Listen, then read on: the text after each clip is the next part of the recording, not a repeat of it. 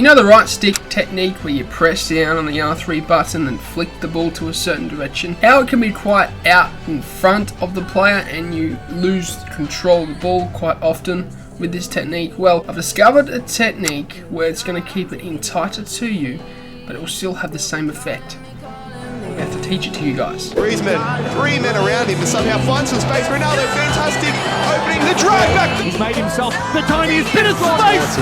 Almost feels like a bit of a toy. Didn't really go for him. Oh! The display there is absolutely ridiculous. The Elastico on the goal line. On the goal line, the finest. We of talked about margins. Aussie Fifa. He's not here to make up the numbers. I was playing around, and essentially, when I thought of the flick on technique, I thought, you know, it's pretty good, it's just you need a lot of space out in front of you. But what I discovered was, if you want to turn a certain direction, let's say an acute angle, but you want to keep it in tighter to you, but still have the same effect where you burst off into that space, and it flicks it up above the defender's foot to get away from him. I thought I need to create a technique for this, and when I was playing around and held in R1 as I flicked the right stick to that acute angle, they did it so quickly that it would keep it away from the defender, and it would allow me to burst into spaces which were acute to where I was facing. They were completely the opposite direction, and I was able to burst into that space. So if there's any space you see and you want to burst into that, you can hold R1 and flick down on the right stick and point it towards that direction. That will flick it and burst off instantaneously into it. Now, why it's different, as I was saying before, compared to the regular flick down when you're not holding R1, is it's a lot further out in front of the attacker, and the likelihood of them getting it tackled off them is quite high because of how far in front it is. They have no control. They flick it quite far. But if we can limit that,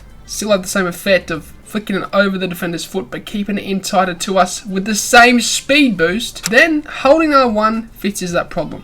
And in general, I think it's a very effective way to burst into space which is behind you or quite acute around the side of you, and you're able to get away from the defender's tackle and burst off into that space to continue on with your attack. It's very effective. Will take you guys time to practice, but again, you want to hold R1, you want to press down on the R3 button and point it to the direction which is the space behind or acutely behind to where the player is facing. That will signal the end of it though. I hope you enjoyed it. I'm coaching one-on-one on Patreon. If you want to learn techniques like this, secret techniques that I create, then check that out. The link is down below. But as always, I hope you have a good day.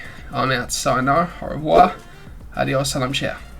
Goodbye. Thanks for watching. If you enjoyed the video, then I'd really appreciate it if you hit the subscribe button. And lastly, if you do want any pre-gaming fuel or supplement, then head over to atpscience.com, which is the first link in the description, and use the code DylanEtsATP at checkout to get yourself a discount. Not only is it the cheapest way to get supplements, but it helps me out a ton, guys, so thank you.